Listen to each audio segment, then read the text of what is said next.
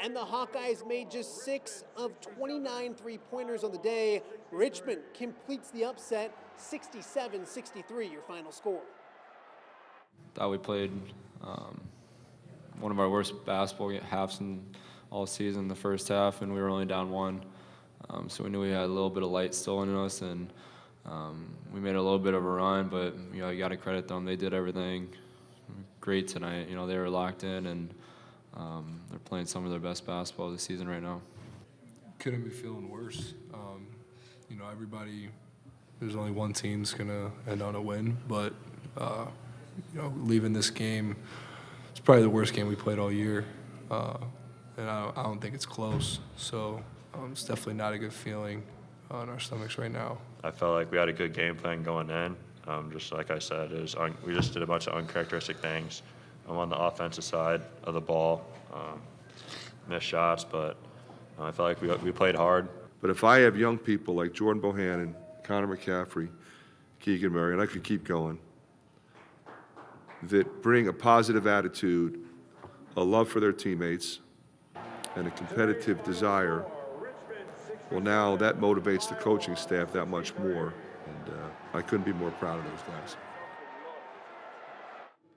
Today's loss marks the end of an era for Iowa's Jordan Bohannon. He leaves the Hawkeyes third all-time in scoring with over 2,000 points, the all-time leader in assists, and the Big Ten's all-time leader in three-pointers made.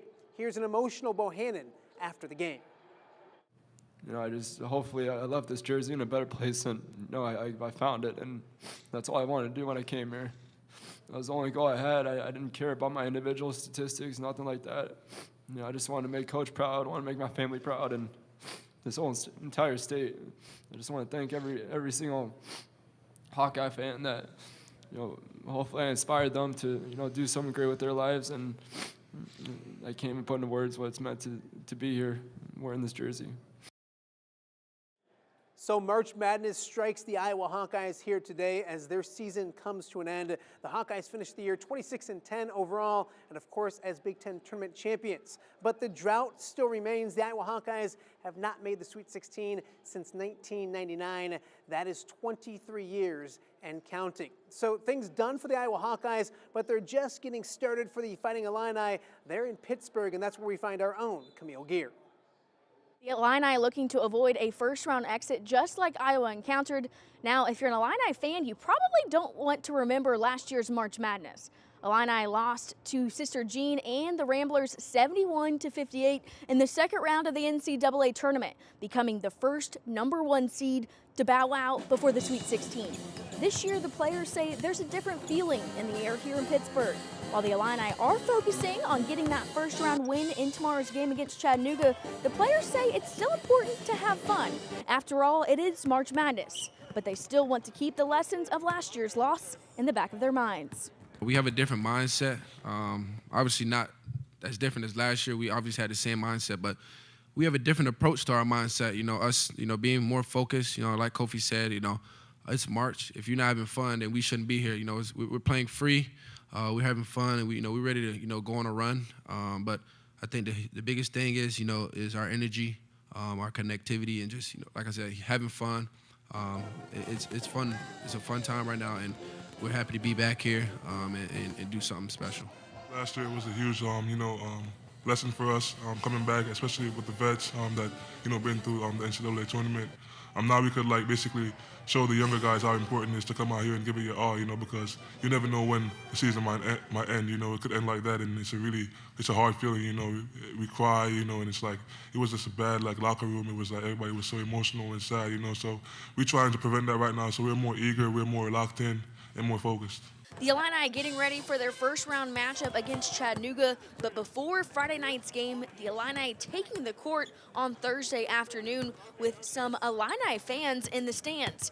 And a pretty cool moment for one 8-year-old who got to meet head coach Brad Underwood and even get his autograph.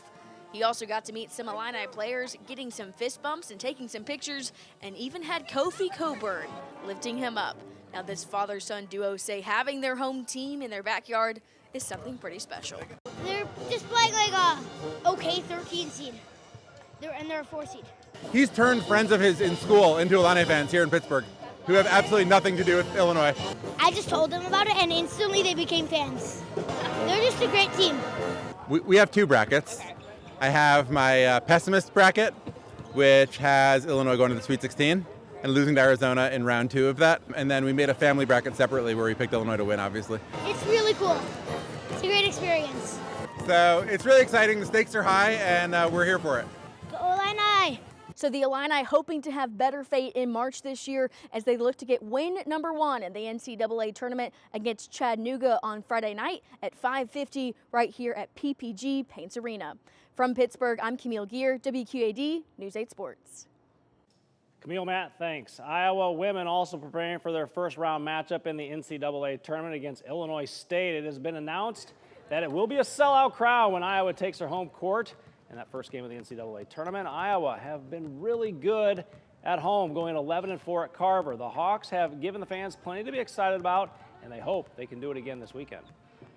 It feels so good. It makes me feel like our product is appreciated by our fans, that they're excited about watching us, they're excited about supporting us. It doesn't happen everywhere. There's a lot of really good basketball teams across the country that don't get the support from their communities and from their state like we do. So we don't take it for granted. We appreciate it, and I think that's one of the things that makes this team so kind of lovable is that they do appreciate it. Iowa and Illinois State play tomorrow in Iowa City. Tip-off 3. We'll have complete coverage of that game from the Carver Center. Sean Gilbert, our Midwest Technical Institute score standout winner this week. And that's my bracket. It's done. You know what? That's a lot of people's bracket. It's done. What an amazing first round. Tough day. Tough day. Fun, though. We'll be right back.